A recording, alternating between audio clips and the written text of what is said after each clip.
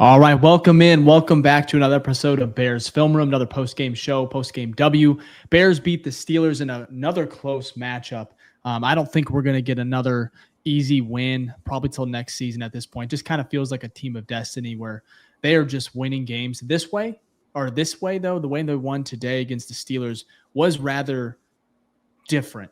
The Bears defense kind of ended up saving the day. Jaquan Brisker with the deflection, the pressure they got on Mason Rudolph on that final drive. But the Bears offense had a chance, Fick, to kind of put this one away.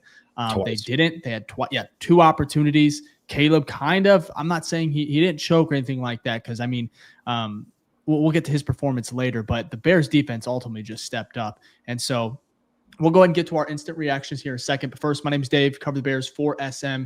And then, of course, my good friend, co-host Fick. You can follow us on those socials on the screen here. And we do our post-game shows or instant reactions every single week. So if you're tuning on YouTube, make sure to hit that like button, subscribe. And now, Fick, I'll start with my instant reaction, and then I'm going to hand it over to you. This one, again, 8-3. We said it last week. Don't apologize for it. However, the Cardiac Bears, that type of theme here, it does kind of suck because I just want a game where I'm like, man, comfortable in the fourth, and I just wasn't. This was another close game where I just felt kind of like off. I was like, is Mason Rudolph really going to deliver here? Is he going to come down and beat this team? And I've kind of doubted the Bears every single week, and they continue to prove us wrong, or at least me wrong, because I really don't have faith. But they are starting to kind of turn this thing around where I'm like, the Bears are just finding ways to win, and it's consistent now. Like, this is their identity where it might not be pretty, but they beat a good team today, a team with a winning record. And Caleb Williams, if you tell me he has 293 total yards, 3 touchdowns, no interceptions, sure, he had the fumble that was brutal, horrible, but that's a bad game. I'll take it. And there's a lot of stuff to clean up. His inconsistency, the accuracy issues are a huge problem.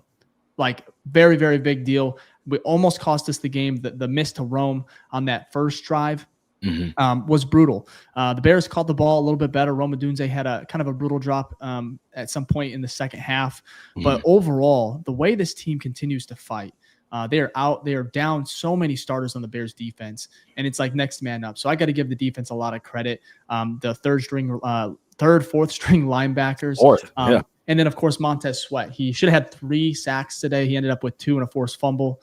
But like I said, the Bears are 8-3, and they control their own destiny now. They're still first in NFC North. I think the Lions lost.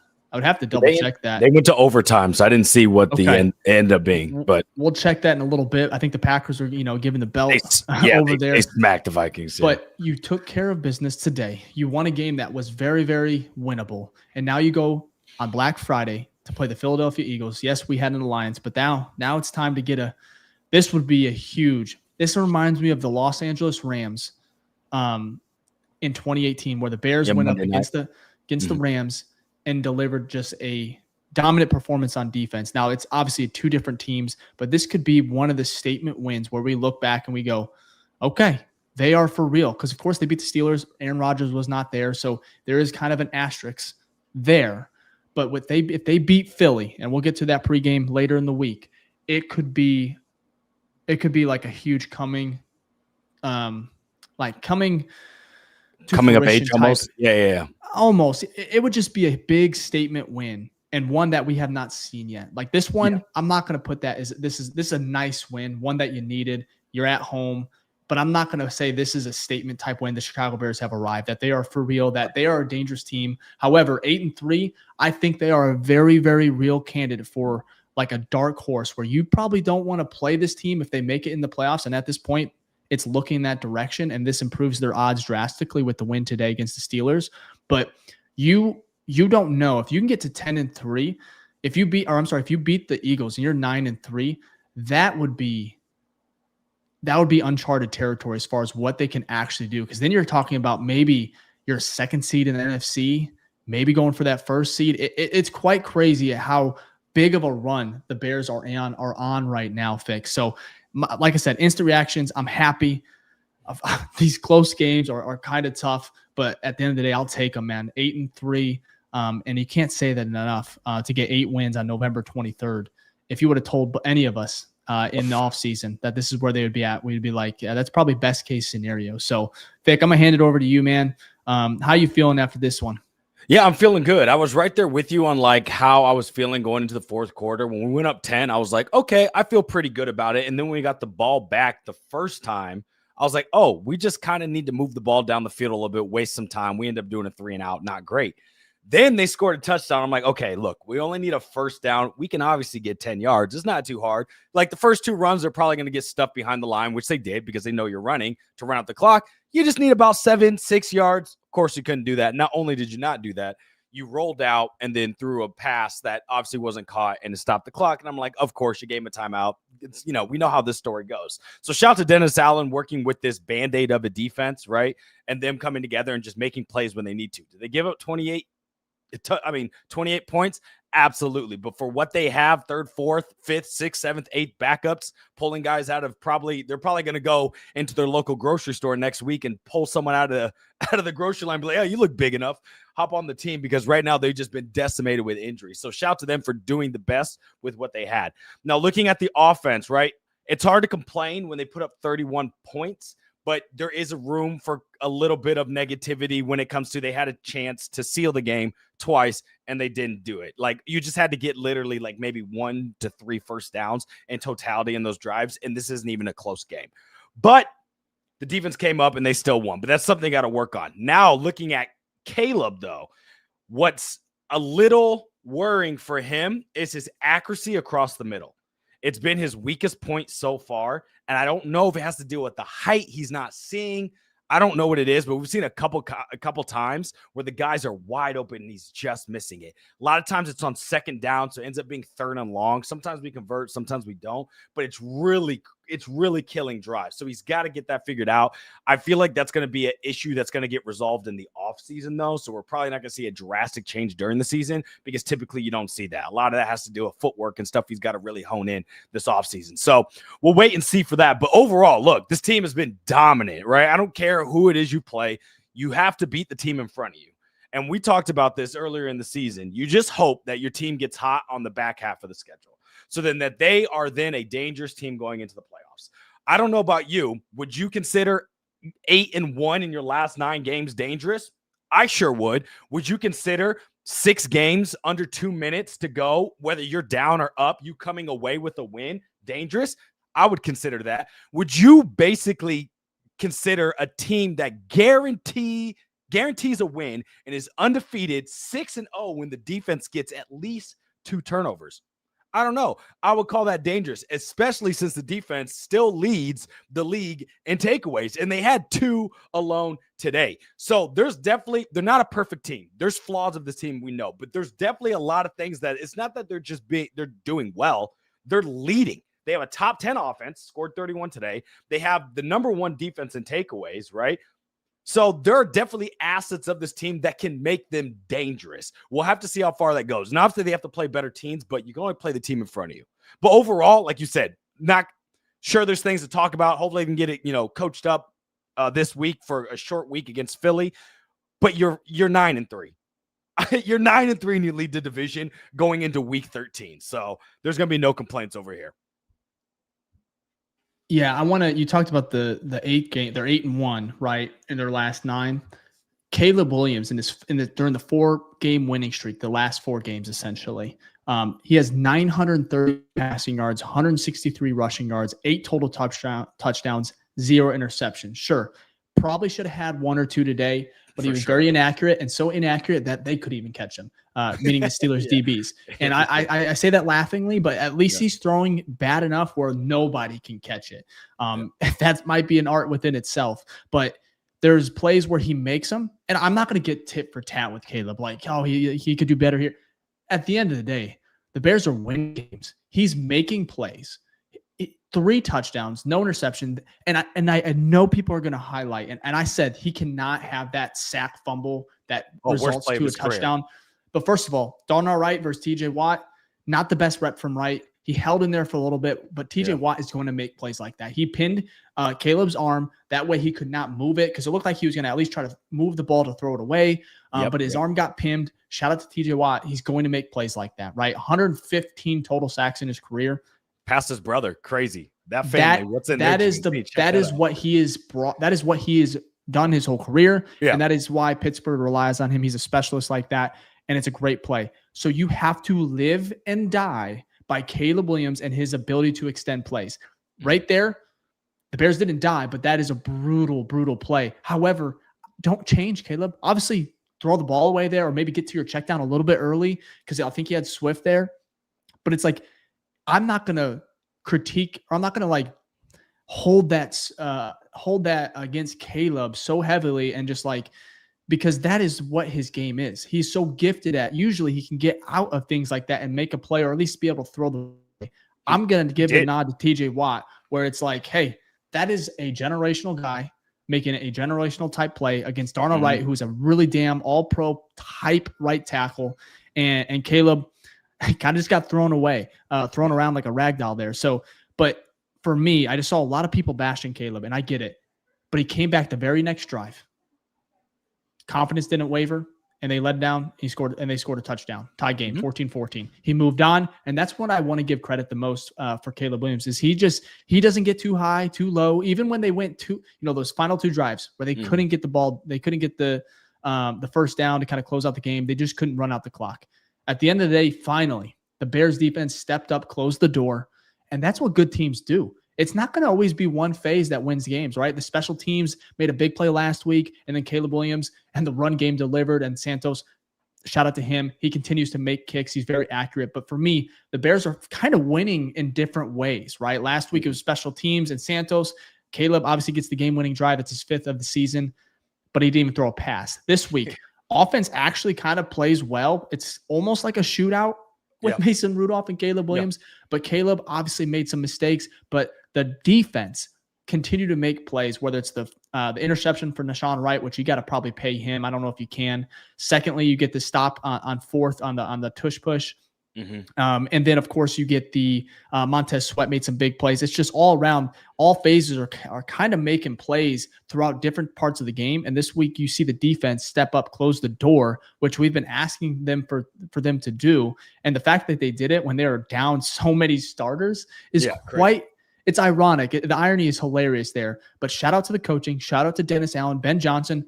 He is unbelievable at scheming guys open. And you talked about the middle of the field. How many times? Sure, Caleb may have missed a couple or a few, but the way that he gets his guys open, DJ Moore had a game, 2 touchdowns. Like Colston Love, we haven't talked about him yet, but the way that he designs this offense, and not even just the passing, but the run game is probably even better right now than the passing game.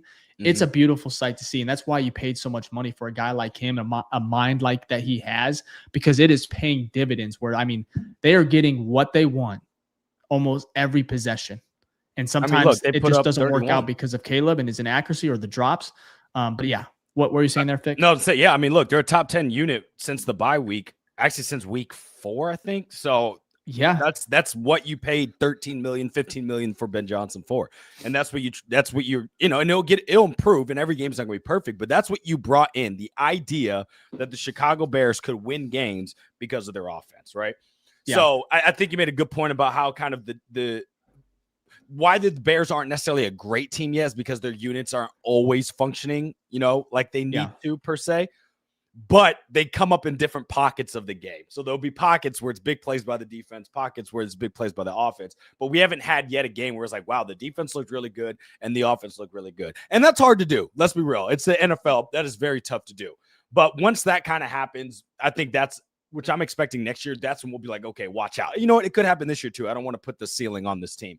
But overall, this team, like you said, it's almost just like it's got different flavors of the week. Every week they kind of figure out what's the way we're going to do it. One week it's going to be, hey, we're going to have 200 plus rushing yards. Another week like this week, it's like, well, guess what? I think there was a drive or there was basically a time within the game. We passed the ball 14 times in a row. And I think it was in the 3rd quarter. And we marched down to score a touchdown, right? There's different flavors to this team, different ways we can make it work. They're adaptable because of Dennis Allen and Ben Johnson. And that's why in the biggest offseason move that we were both hyping up, right, was the coaching staff. Didn't care about any players you brought in. It was about the coaches themselves, because what they're going to do is they're going to take a talent like Nashawn Wright, not saying that Nashawn Wright couldn't have done this somewhere else, but his history showed that he couldn't do something like he did not perform like this in other places, right? Like on the Vikings and things like that. And he came here and now he's balling out. He was on the practice squad in Minnesota last year, Fick. Right. Yeah. It's a really good point there, but keep going. No, that's it. So I'm saying like that the coaches themselves can get players, good coaches can get good players to play great players to play amazing. They bump it up and we're seeing it. Doesn't mean that Sean Wright's perfect and we need to give him, a 4-year deal, $80 million, but you're telling me someone from the practice squad last year, this year now is tied with first with his co-partner, Kevin Byard, with 5 interceptions on the season. It's remarkable. So also we got to give a shout out to Al Harris as well, because he has Nashawn Wright balling out. He has Kevin Byard balling out. He has even Tyreek Stevenson before he got injured. He had like 5 tackles. He was all over the place in the beginning of this game. Unfortunately, he got injured as well, like the rest of this defense. But I say all of this to be like, the coaching is finally it's leaving its mark. And the exact inverse way that the coaching last year left its mark with just everybody playing like dog shit. This coaching staff has these guys ready, well prepared, and ready to go. And you know what? Another thing I noticed too, and I'll end it on this one. On the offensive side of the ball, you remember like the first couple of weeks, we're like, bro, so many penalties. I think they still lead the league in penalties. The past 3 or 4 weeks, it hasn't been as bad. And on offense today, I was actually trying to think, when's the last time we had a pre-snap penalty, at least like a false start, not like an illegal formation where maybe someone wasn't, they were motioning and they didn't set. Those are a little bit harder, nuanced calls. But when's the last time I was like, oh shit, you kind of, false started on a big play, things like that. I feel like it's been 3 games. And that's just showing that these guys made mistakes early and the coaching staff, and shout out to the players, are getting it right. And that's good to see. There was one bad one today, was the delay of game on Caleb Williams on that 3rd down, which was huge. But overall, I think that the team has been playing more sound and less penalties, and we're starting to see that trend downwards, and the wins are trending up. So just another thing to highlight, and that I'm excited to see how that moves forward. I like the way they're able to overcome penalties too. That too. And that's really on the defense side, the defensive side and offensive. The Bears, continues when it's even 2nd and 20, 1st and 20. I've never been more confident in an offense to make that up. Now, sometimes shoots in the foot, the delay of game that Caleb had at the end of the game, I think it was the final drive where they could have closed it out, or maybe the second to final drive. Things like that can't happen, and that kind of kills you as far as in those situations. But I do like the fact that on the final drive, even though Caleb did not complete it to, I believe, Rome on the sideline, it's 3rd and 7. The Bears could have ran it, made the Steelers lose a timeout or use a timeout, even though they ended up losing one due to injury, which was odd. But Ben Johnson, he kept the ball in Caleb's hand. And sure, he was not accurate. I think he was 18 of. Oh, we'll go over. 18 of 35. We'll get to his stats, but I like the fact that he kept the ball in Caleb's hand. His quarterback go for the throat. Probably should have just ran it. And honestly, Kyle Monungai probably got the first. He would have probably got the first down. Oh yeah, if he didn't slip. But I just like the fact. It's a little caveat here that he kept the ball in his hands. So that's a good. I didn't even think about it like that. I was like, you know what? I bet Ben Johnson's going to pass it because he's aggressive. But I didn't even think like, oh yeah, no, he has faith in his quarterback. Even with a game where he wasn't super accurate, he said, Caleb, let's go make a play. So the O-line didn't do Caleb any help there because they didn't block the outside rush that came. But yeah, overall that's good. Okay, perfect. Those are great instant reactions. I love that. Let's get to our first ad read, and then we'll go to the game recap and break down the game. First off, thank you for watching the BFR Podcast, the #1 show for the fans by the fans. If this is your first time here, please like and subscribe, as it just helps our show grow and helps the algorithm get this show out to other awesome, amazing Bear fans like y'all as we're trying to grow this community. If this is your first time, also leave a hashtag New Face Gang in the chat. That's hashtag New Face Gang in the chat, and we'll give you a shout out before the end of the show. And if this is not your first time, this is your second time, you've watched over 100 episodes or anything in between, then you are a true OG, and we want to show you some love as well. So please leave a hashtag OG in the chat, and we'll make sure to give you a shout out before the end of the show. Thank y'all for all the support for the #1 show for the fans by the fans, the BFR Podcast. Now let's get back to the show. Absolutely. Yeah, make sure to leave the comments in there. We'll give you a shout out like we always do. Okay, let's get to the game recap here.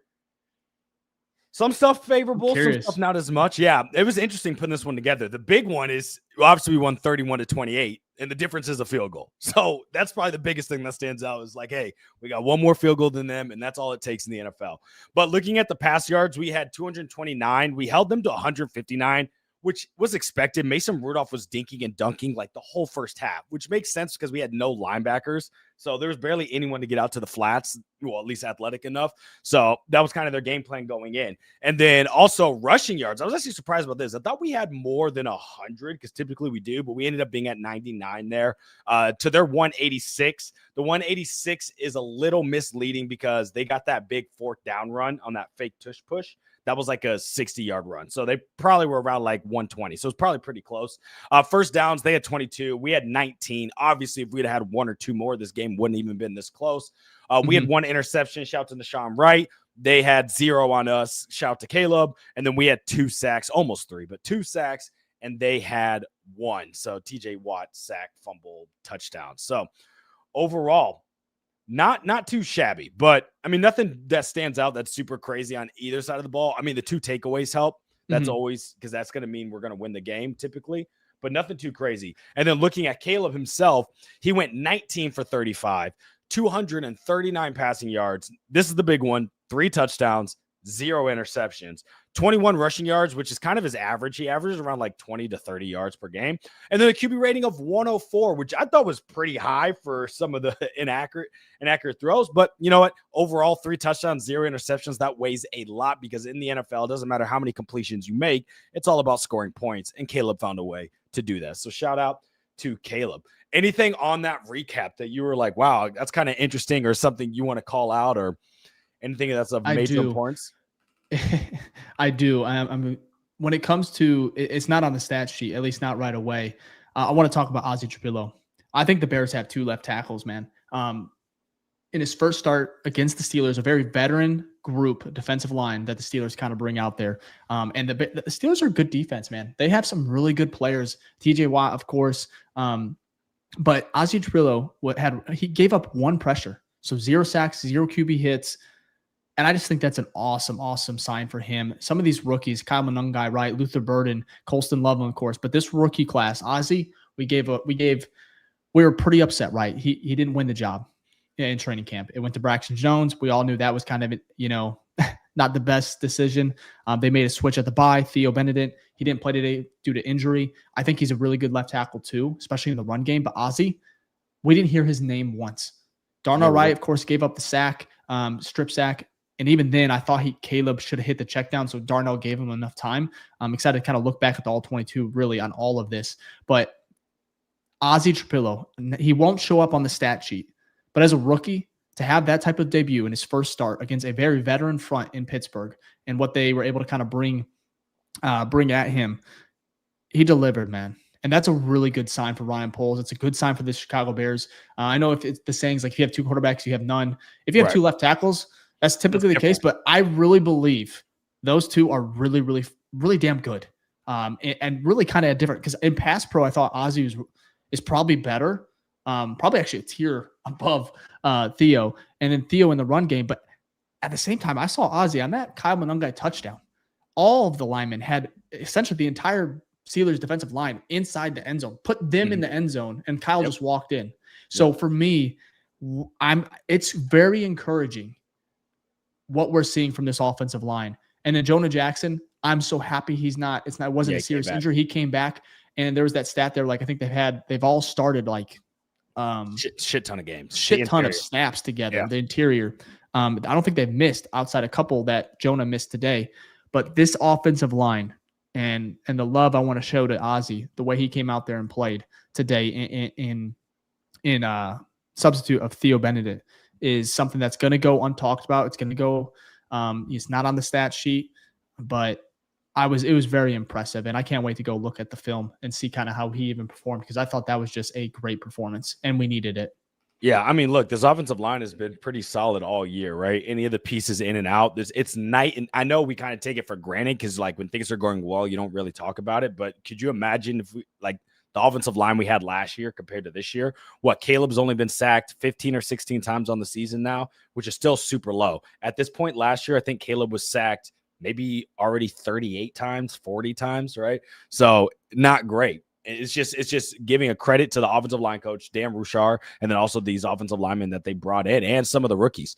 And then one other thing I want to talk about before we get into the breaking down a little bit more of the Caleb stuff like we normally do, and then go into the game balls and grades. But it's interesting because we live in the moment. What have you done for me now? Like we want, it's human nature. I'm not like blaming anyone. I fall victim to this as well. I think everybody does. But you look at how we viewed Ryan Poles' draft class week 1, 2, or 3. We're like, dude, you missed on this. Tyler Warren's going crazy. You know what I mean? Luther Burden's not even starting. You know what I mean? You're looking at all these players. Ozzie lost the starting job. Shamar Turner's injured, which he still is. And you're just like, and Kyle Mononga's not getting snaps. You're like, okay, well, who in this draft class is going to contribute, right? And then now you look at it now. Colston Loveland starting to make a name for himself. Honestly, doesn't drop a catch. Even today, he got freaking drilled into the chest and dropped it and still caught it. The ball's thrown his way. I think he has 0 drops on the year. He's catching it, which is huge. And we're starting to see him open up more in the offense. Not only him, the next pick, Luther Burden, starting to show up in the offense more and more. These past couple of weeks, he's been getting way more targets. Obviously, he took over the snap share of Zacchaeus, well-deserved, and we're starting to see him flourish.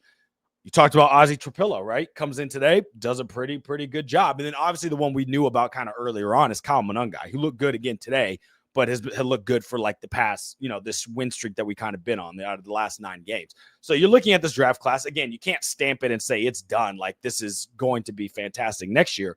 But if we're going to keep that same what have you done for me mindset, I would say if you walk out of a draft with 4 out of 5 for sure contributors, which they have, that's a pretty freaking good draft class. And then now you look at last year as well, where you had obviously Caleb Williams, Rome Odunze. Those are both contributors, obviously, right? And you're starting to see, okay, he's starting to hit on some guys. I know this isn't a Ryan Poles discussion, but I think about that because I'm like, hey, this is the best case scenario for any GM is that when they draft, it's not like all your guys are superstars right away. That doesn't happen. You're lucky to even get one if you get one. But are they contributing in any sort of way throughout the season? And we can say at least 4 to 5 guys are contributing at like at least an average level and some above that, like a Kyle Mononga guy. So I just want to give a shout out to this draft class because they're doing pretty well. And that's exciting to see for this future. That's how you really build a champion squad. So shout out to all of them.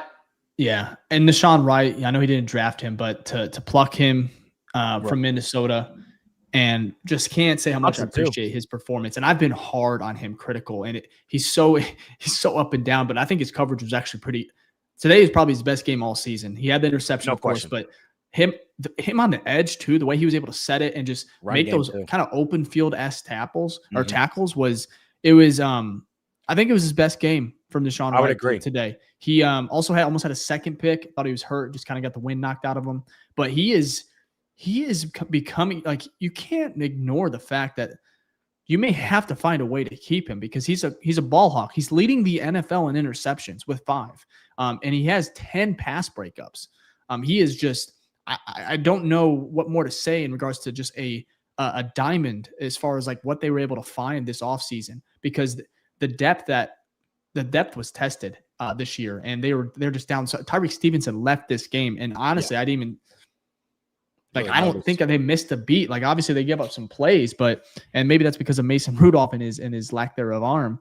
But yeah, I think the draft class, and I want to say this, I've learned a valuable lesson where it's like you cannot judge some of these guys, some of these rookies through 4 games.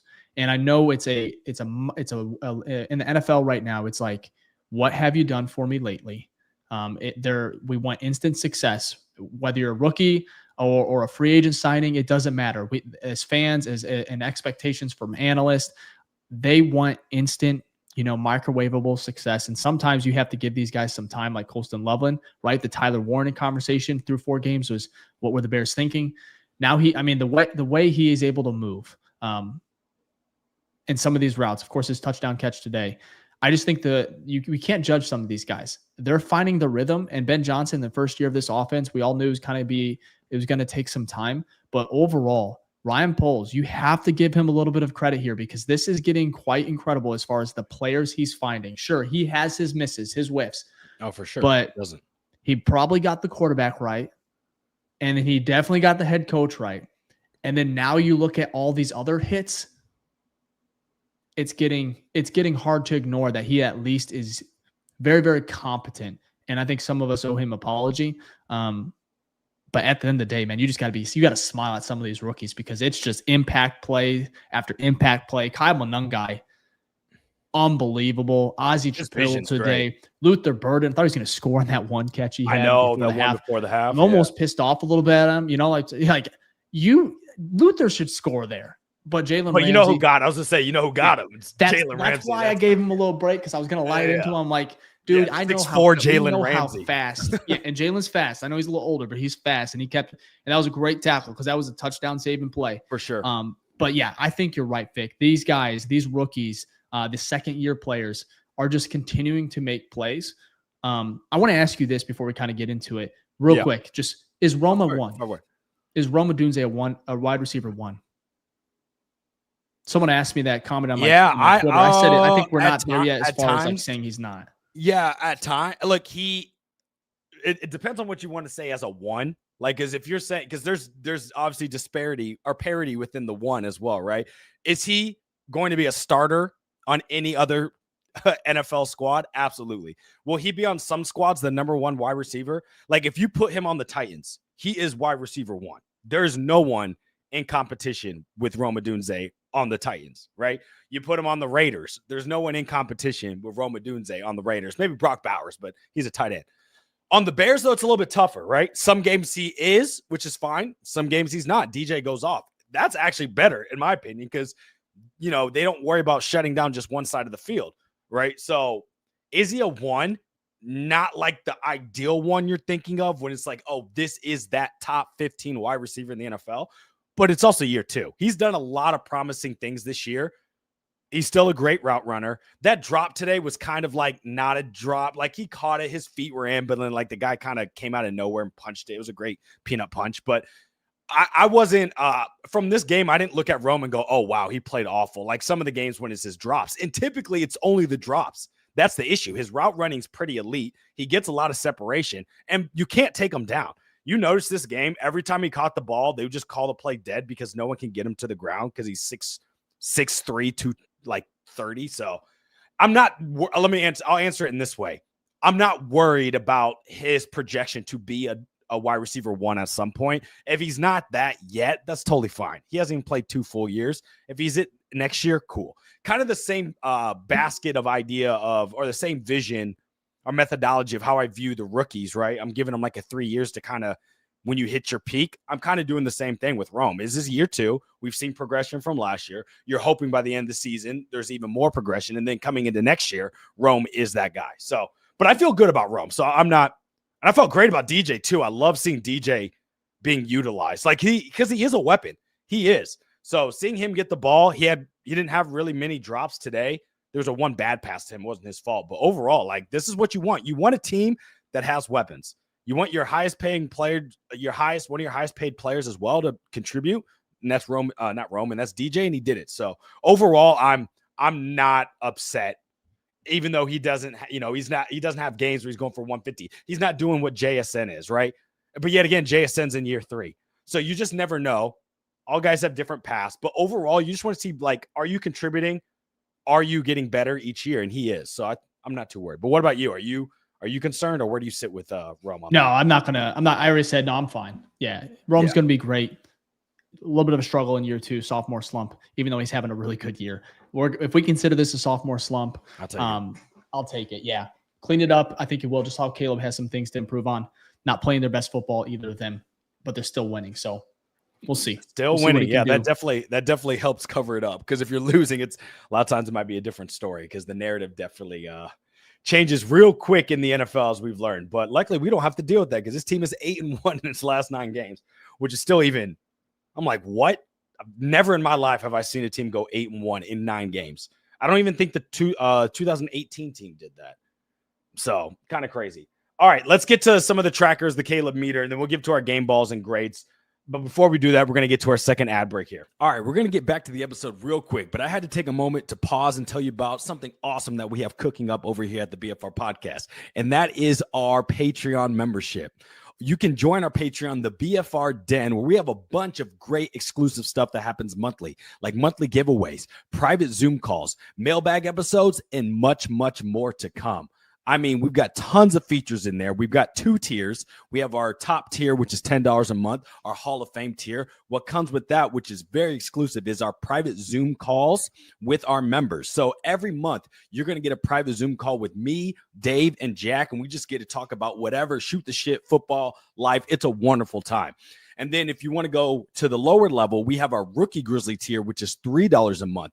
And what that includes is like the private Discords, the monthly giveaways, the free merch, all the events if we have coming up, things like that, access to exclusive merch that's only for our Patreon members, and any other cool features. You'll get that at the $3 level tier. And then with the $10 level tier, you will get the private Zoom call as well. Now, you can join for free. We do post our monthly calendars in there, so you can kind of see what we have going on each month. And we post our episodes there as well. So if you want to join that ongoing community, which we keep building up, please do so at the BFR Den on Patreon. Also, as well, we give a shout out to all of our Patreon members every single episode that we do. So if you join, we'll make sure to show you some love on every episode as well. So again, you can join the BFR Den on Patreon at the BFR Den on Patreon. And we just love the support. You guys are great. Shout out to all our Patreon members, and let's get back to the show. Absolutely. Want to give a shout out to, we did have a new Patreon member this week. So Jerome, want to give a shout out to you. I think I don't have you on the slide yet, but I'll get you on there. But we appreciate you joining the Hall of Fame Grizzly tier. And you did it just in time before our call next week. So if you want to be like Jerome and some of the other Hall of Fame Grizzly members, get a shout before the end of the show. You want to get on the private Zoom call with Dave and I. It is next week, so you do have time this week. You know, perfect way to celebrate being 8-3 is getting on and getting some extra value in the Patreon. Absolutely. So appreciate everyone in that. Okay, let's get to the 4K tracker. This thing is crazy. It might come down to the wire, Dave. It's wild because the past 2 weeks he's been averaging right around the full year requirement, and you can see that here. He had 239, right, which is better than last week, which is 220. His average last week, he was 233 yards to date. You need 235 to break 4K. He bumped it up a little bit, 1 yard. So he's at 234 yards. So technically, I think he is short of 4,000 yards by maybe, like, no joke, 20 yards. It's funny. I think he'll beat it. I know you feel that way. You think he'll beat it, but you need, give me one 300-yard game. He hasn't had one yet this year. It's hard in the NFL nowadays, but you get me one, I think he's got it. But yeah, this is going to come down to the last. This is going to come down to week 17 against the Lions as far as what he does as far as hitting 4K. So we'll just have to wait and see on that one. Yeah, it's a fun one to watch. And yeah, I do want to say there's a YouTube comment. JPlat06 talked about not skipping a beat when Tyreek Stevenson went out. You're right. Nick McLeod, he did have one play where I was like, okay, thank God, in coverage, but he did have 2 really, really bad reps where it felt like Mason Rudolph and the Steelers were kind of targeting him. So you're 100% right there. I'm just saying overall with Montez Sweat, the pressure they were able to get, that defense still came through even with Stevenson going out. But yeah, I agree. Nick McLeod, but hey, I'm telling you, Gordon and Jalen Johnson are coming back next week. They're coming back Friday. So let's keep it moving. Yeah. Hopefully Tyreek, could you imagine Tyreek's back, JJ's back, Kyler's back, TJ's back. Tremaine won't because he's on IR. But that's a that's 4 impactful players. You know what I mean? We'll have to see with Tyreek's injury because that one's going to be interesting. But you're going to need it against that Eagles offense because I think they're actually bullying the Cowboys right now as we speak. So that's good news, though. That's like what we've been waiting for, especially getting JJ back. That will be big time. Okay, let's get to the speaking of big time, let's get to the QBR rating tracker here. Finally, a bounce back. We talked about this. It seems like Caleb just goes up and down throughout the season. That's what he does. And guess what? He's done it again. So this is his third best rated game. I probably because 3 touchdowns, 0 interceptions. I think that's fair. I think maybe we're getting I think it's just the completions on the wide open stuff. He's still making plays, though, that you're like, oh my gosh, that's like only you can make. So it kind of like outweighs it or at least balances out. But definitely we've talked about ad nauseum. There's definitely like, especially in the intermediate level, middle of the field, he's got to make those throws. But overall, 103 rating. I know that's not the end all be all, but that with the eye test, 3 touchdowns, no turnovers, which is huge. We talk about it every week. He does not put his team. Oh, well, technically he had 1 turnover. My bad. The forced fumble. That one almost did it. But no interceptions. Yeah, true. Went right into the touchdown. This was overall, a defense, though, this was a Steelers defense that was playing better. And they still put up 31 points despite 2 turnovers. Yep. Just take it. Take it. He's playing well. Yeah. Look, if he wasn't, we wouldn't be 8-1. Let's be real. Everyone's playing a part in this, and obviously we know how important the quarterback position is for the NFL. Okay, we're going to be quick on these because I don't think yours has changed much. Let's get to the Caleb meters. I'm just going to give a little context. Out. Yeah, we probably do because they're not moving much, even though I did move mine down just as tad, but that's only because I just don't think you can. You can't play game to game with him. It's like, I don't think it's not. I think we had the meters and they were good. I think it's hopefully never get to the point where we like have to fire our coach or have to move on to our quarterback. That's what I think you have the meter. But no, that's fair. He's winning doing these enough. games, but yeah, he's doing enough. No, it's fair because look, I moved him literally like less than a centimeter. So it's like, how much is the change? You know what I mean? Exactly. Yeah. So that's fair. And I'll just show yours, Dave. It's the same. Maybe it is time retired. It didn't move. Overall, as long as he's in that yellow, that's enough to win games. I don't need you to be the best quarterback to ever touch football. That'd be great. But right now, that is not the case. Second year, we just need to see progression like we've seen. So everyone knows that. But here's the fun one. We've kind of talked about these guys. Let's get to the game balls. Got to give a shout out to the man himself, who's been on a wreckage recently. Montez Sweat, 2 sacks today, almost had his hat trick. But I saw you tweet it, Dave. I saw it live and was laughing when he had the 2nd sack and Javon Dexter was trying to pick it up and he didn't get it. Don't get hurt, big fella. Right, trying to pick it up, always fall on it. That's my rule of thumb. But Javon, because he didn't pick it up, guess who got the recovery as well? So Montez got the sack, forced fumble, and recovery all in the same play. You love to see that. And right now, he's been on a heater. I want to say, I don't know the exact numbers, but I want to say in the last 6 games, he has at least 6 sacks. I think it's something like that. Because there was a second, he had a sack for 3 games in a row. 1 sack. Are you talking about for Montez? He's at 7.5 on the season. No, 7.5 on the season, but I'm saying I think it's like in a 6-game stretch. He's had since we've talked about it. Yep. Yeah. So shout to him. He's been playing well. Sack isn't the only barometer to determine how well he's been playing. He's been doing he's the only guy on the defensive line that's really been generating pressures other than Grady Jarrett last week. Javon Dexter, it's a little bit different for defensive tackles though, but really it's been him. And then Booker played well a couple weeks ago. I don't know. I didn't really notice him much this game except in the run game, which was good, but nothing on the pass. So, but anyways, got to give shout to Montez Sweat. He definitely deserved that. And then also going to yours, which you've talked about already, but definitely worth it. Yeah, Deshaun Wright. You could have gave a couple of game balls here. If we're just sticking with one, I had to go with. I want to give Deshaun Wright a little love here. Awesome story. What he's doing. Absolute playmaker in that field. Like he almost could play receiver. He's so good at some of these jump balls. I don't know why some of these quarterbacks keep throwing his way. Maybe attack him in the middle of the field, but when it comes to jump balls or go balls, you don't want this guy up there going against your receiver. Because I think that one was a DK Metcalf that he had the interception on, which is another. He's not a small individual, dude. And I might be wrong on who that receiver was, but either way, you don't want to throw jump balls his way. So shout out to him. It's funny because I want to say almost every single one of his interception has been some sort of go ball.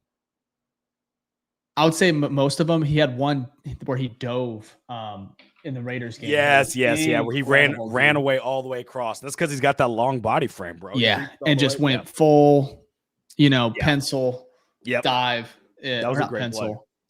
Play. Today's interception though might have been his best one. High points it, get his feet in turns, there and hold on to the ball. Both feet in. Crazy.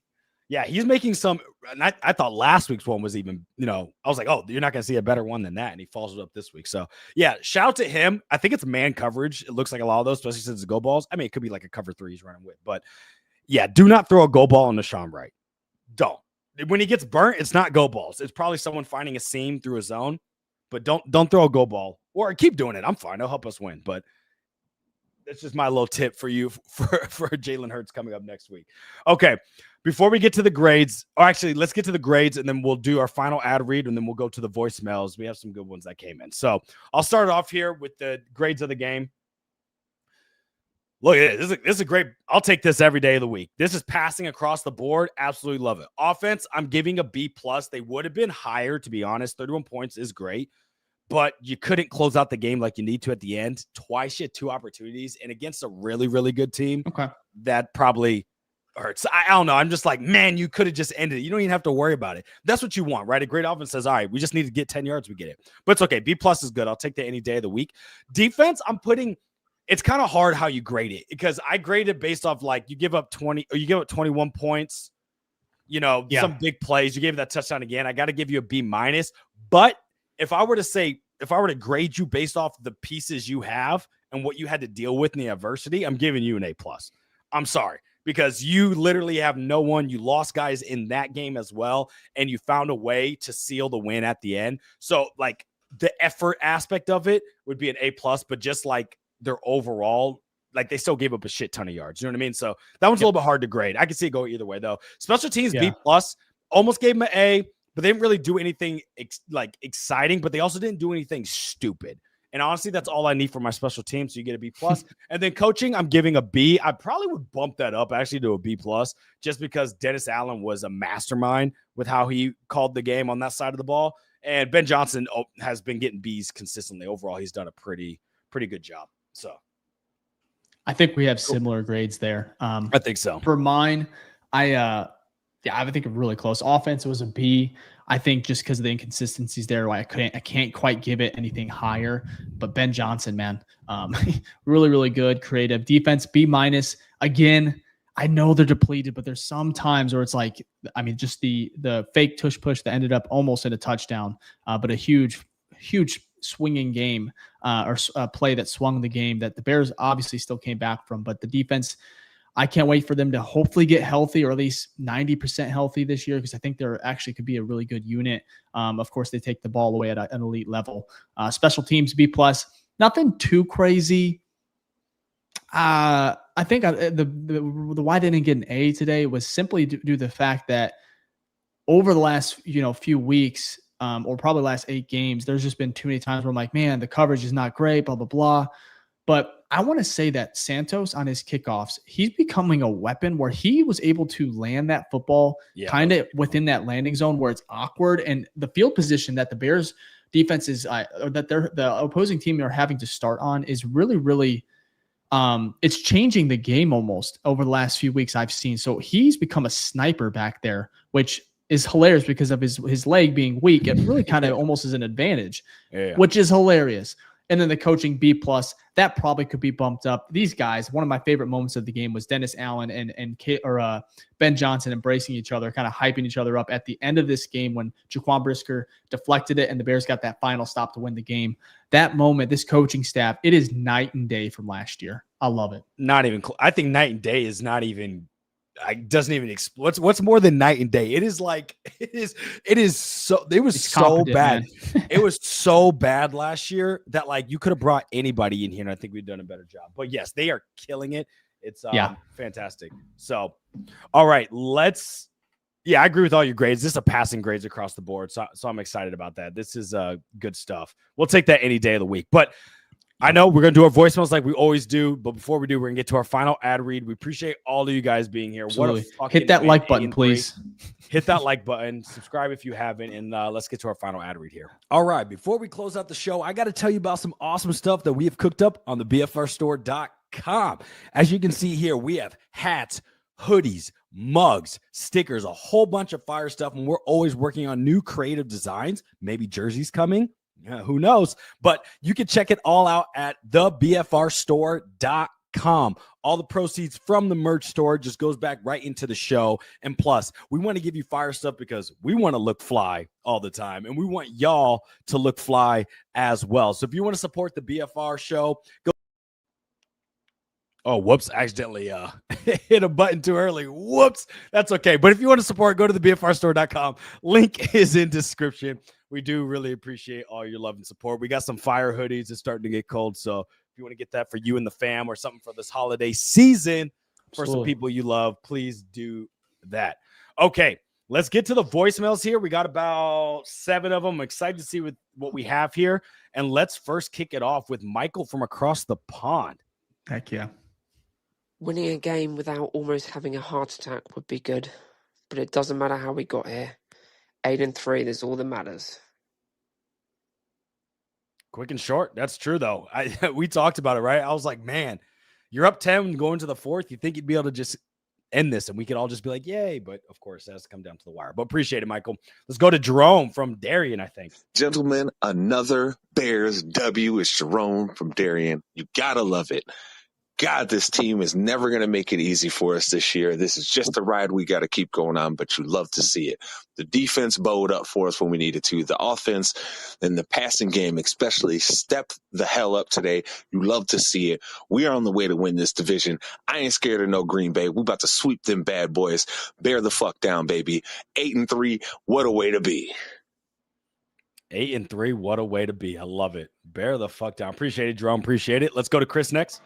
Dave, Ficky, Jack, Chris, hell yeah. The Bears, baby. The Bears. Too much negativity this week with the defensive injuries. It sucks. I know, but this is the Bears. The Chicago Bears, baby. New Chicago Bears. We just get it done. Offense, defense, doesn't fucking matter. We get it done. The Bears. Bear down, baby. Bear down. Let's go. I love that. Emotion. Thank you, Chris. Energy. Tony. Here we go again. Cardiac Bears back at it again. Oh my gosh. Caleb needs to improve his completion percentage. Like, we had some easy plays and he kept missing. But it's okay. You know what? We're 8-3. This Friday we're facing the freaking Eagles. If we beat them, I mean, again, I'm gonna stay hopeful on this, but if we beat them, holy crap, who's gonna beat us? Anyways, bear down. Let's go. I 100% agree. You beat the Eagles, man. You think the Bears are confident now? You beat the Super Bowl champs, and you're now 9-1 in your last 10. Yeah, come on.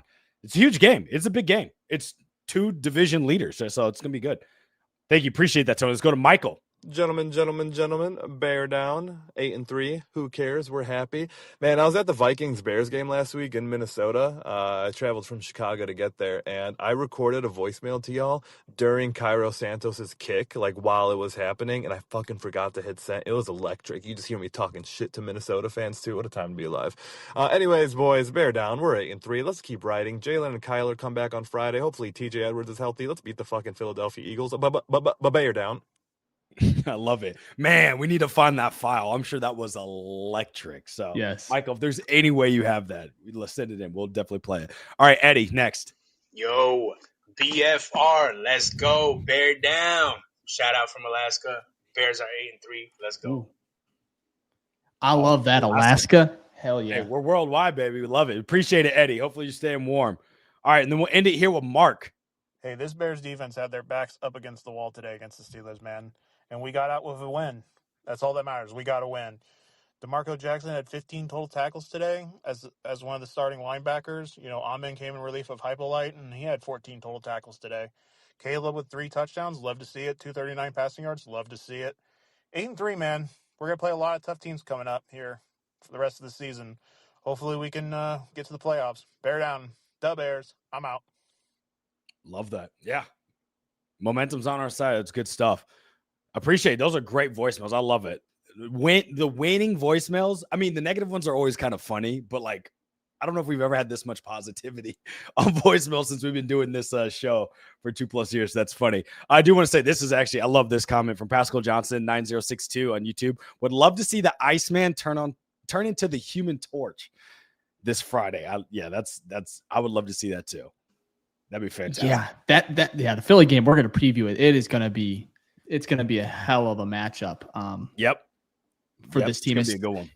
If we get some of these starters that we think we're getting back on defense. So, sure. I agree. The voicemails when you lose, those go viral. They tend to go more viral just because I mean the Bears are the Bears, and sometimes we just get some really just great voicemails at a loss. But these winning ones, I love the vibes. I love seeing people you can feel it means something, man. Every week, it's like everyone's getting a little bit more confident. We're enjoying this because we just haven't had it consistently in probably 3 to 4 years. This is the best season we've had since 2018, man, and that was almost a decade ago. So, and then before 2018, it was a whole nother decade. So it's been like 1 year in 20 years, So yeah, I think you said it right. It's like healing to hear it because you can see people like the faith being restored. It's like you're watering a flower that looked dead and you're starting to see it go back to the sunlight. And you're like, oh, it's starting to look like its old self. So I mean, I see it with myself too. It's like, wow, I watched the game today and wasn't super stressed. Even though I was like, hey, we should put this team away. There was like a confidence in me where I'm like, no, we can win this. We can win this.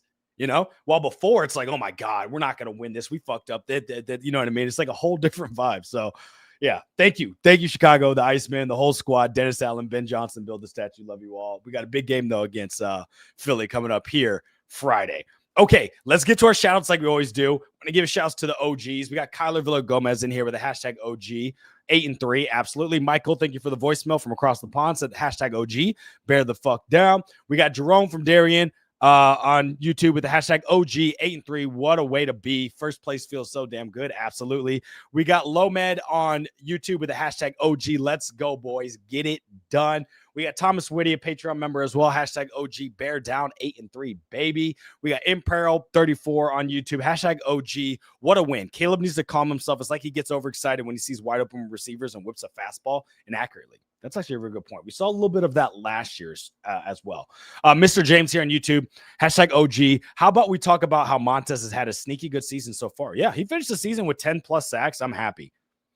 I know sacks, again, aren't the only barometer, but and pressures. I'm very curious to see how many pressures he got this week, but he's consistently been at the top of probably top 20 or top 25. Yeah, he's been at least top pressures. 25 for sure. So in this game, I thought he had it even better. He should have 3 sacks, but Montez Sweat, we almost spoke this into fruition. We're like, if he can just keep a steady pace here, he could work himself into a pretty damn good year, which we need. He needed.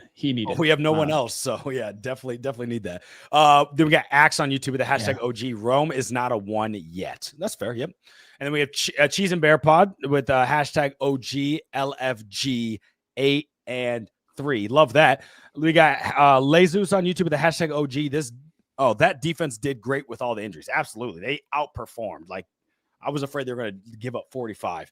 We got Hall of Fame member Gage as well with the hashtag OG 8-3. Not the same old Bears. Absolutely. Pascal Johnson 9062 on YouTube with the we need oxygen tanks to watch the new Bears. Hashtag OG. Maybe that's what we'll get BFR branded oxygen masks so we can watch games and be okay and make sure your heart's all right. Okay, and we had a couple quick questions we're going to run through here. We got Lomat on YouTube. He said, did the Lions win an OT? Yes, they did. So they did win. And then we have our Eduardo Garcia on YouTube said, when will the preview podcast be since the game is Friday? That's a good point because Thursday's Thanksgiving. So we'll figure that out. I'll probably have to be Tuesday or Wednesday. Tuesday or Wednesday, boys. Yep. Or girls, whoever's listening. But we will probably have it just Tuesday or Wednesday. Follow us on all socials. Follow the BFR _pod on X or Twitter, whatever you want to call it. And we'll post it there. We'll have a decision probably tomorrow, but you'll get it. Also, if you sub to the YouTube, hit the notification bell, you won't miss it. So absolutely love that one. Great plug there. And then we got another OG here with the hashtag OG from Ken on YouTube said bear down. Thank you for all the OGs. And again, if you watched more than one episode, you're an OG in our book. You're part of the BFR family, the number one show for the fans, by the fans, because Dave and I are fans like y'all. We go through the highs, downs, the healing that we're going through of the trauma that we dealt with for the past 20 years. We're experiencing that too. So we want to make sure to give you guys a shout out for all the trauma that y'all have gone through as well. And we want to put you guys first. So we really do appreciate all the OGs that are part of this BFR family and everyone that's new. I know a lot of times we don't see the new face gangs in their line. And sometimes people are a little afraid because the OGs are in there. No, we love to show your support as well. So if you're new to the show, first time listener, maybe never commented, feel free, throw in a comment. We'll make sure to give you love as well. We really do appreciate all of you. Absolutely. Also, we do love as much our Patreon members who also get a shout out on every show. So let's give a shout out to our Hall of Fame Grizzly members. We'll start with our rookies here. We got Alex, who's probably lifting as we speak. We got Chris, Ethan, Caleb, who has the amazing first name, Jason, and Megan. Shout out to our rookie Grizzlies. And then I'm sorry, Jerome, I forgot to get you added on here, but shout to Jerome, our newest Hall of Fame Grizzly member. Excited to meet you on our call next week. Also, shout to Michael from across the pond. Gage who's in the chat. Phil, Michael Berry, Angie, Daniel Jones, Thomas Whitty, who was in the chat, Tito, and Dave. And I think Dave was in the chat as well. So shout out to you, Hall of Fame Grizzly members. We really do appreciate all your love. Also, we have a Discord, which is free to join as well. You can join that. We have a whole bunch of cool stuff on there. We do our weekly competition of our score predictions, and we have to give a shout out to who won last week, which was at Only One Lone. You did win the gift card. You won the gift card to the BFR merch, and I will be calculating the winner of this week, and we'll give him a shout out for the preview show and the post show. So I'm excited to see who got that one right. And then one final plug here for me. I did say I was going to shout out the jersey giveaway winner from my contest. So shout out to Heidi Aka. Great job. Appreciate you for all the support. I will be reaching out to you via DM. So appreciate all the love and support. Also follow Dave. Pretty sure Dave's got a jersey giveaway going on right now. I'll have a jersey giveaway going on tomorrow. I typically do mine on Victory Mondays. As long as they keep winning. Absolutely. I will happily do that, and they are doing it. So we appreciate all of you guys on the support, whether it's on X, here, podcasts, wherever you listen, digest us. We appreciate it all the way because, again, this is the number one show for the fans, by the fans, Bears Film Room Podcast. All right. Absolutely. Yep. Hit that like button if you can. We're about to get out of here. We'll be back in a couple days. We have a huge matchup against the Eagles, as you guys know, but enjoy your week. It's going to be a short week. Thanksgiving. Bears win 8-3. Enjoy it. Have a good Sunday. If you can, hit me a follow on TikTok, growing over there. Just I think almost over 2,000 followers on there. So a lot of film to break down over the next couple days over this one. I cannot wait to look at the run game. Dan Rashard, I mean, he has been just a breath of fresh air what they have done. Obviously bringing in these bodies like Joe Tooney, which I don't think he gets enough praise here as well. But if you can, just follow us on all socials. We'll be back here in a couple days. Enjoy this 8-3. Don't apologize for it. Bears are a good football team, man. So we'll see you soon. Bear down. Peace.